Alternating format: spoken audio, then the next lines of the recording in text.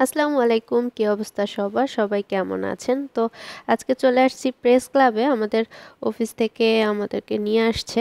তো এখানে হচ্ছে তামাক মুক্ত একটা সংবাদ সম্মেলন ছিল, ওখানে আসছি আমরা। তো প্রেস ক্লাবের সামনে সবসময় দেখা যায় এরকমের কোনো না কোনো কর্মসূচি চলতে থাকে।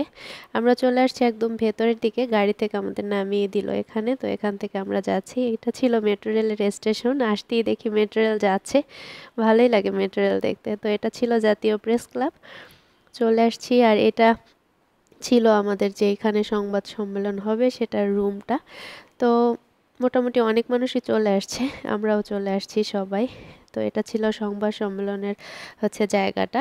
এটা ছিল তামাক মুক্ত যে কর, এটা নিয়েই একটা সংবাদ সম্মেলন।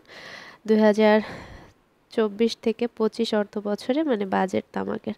তো শুভ নববর্ষ উপলক্ষে এই পুরোটা সাজিয়েছিল। তো এখনো আছে সেই সাজানোটা, দেখতে বেশ ভালোই লাগতেছিল। পুরো মানে গলিটা এত সুন্দর করে সাজানো, আমরা একটু ঘুরে ঘুরে দেখছিলাম পুরোটা।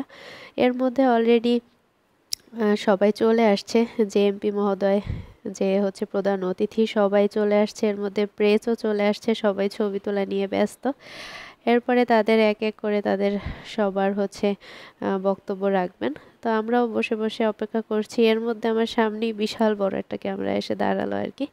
তো আমিও একটু তার ভিডিও করলাম, সেও হয়তো আমাদেরটা করেছে। এরপর দীর্ঘ 2-2.5 ঘন্টা পরে আমাদের এই যে সংবাদ সম্মেলনটা শেষ, সবাই বের হয়ে চলে যাব। সবাই উঠে গেছে অলরেডি।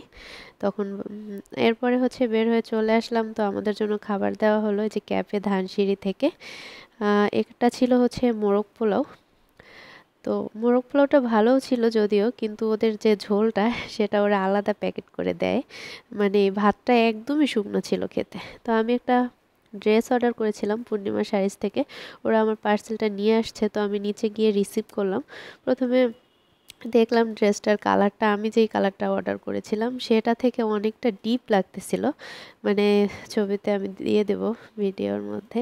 তো এরপরে দেখলাম না, কালারটা ডিপ হলেও দেখতে ভালোই লাগছে। আর কাপড়ের কোয়ালিটিটাও বেশ ভালো ছিল। পরে রুমে নিয়ে আসা ভালো করে একটু খুলে দেখলাম, না বেশ ভালো। তো ড্রেসটা রিসিভ করে রেখে দিলাম। এই ছিল আজকের ছোট্ট ব্লগ। Thanks for watching. আল্লাহ হাফেজ।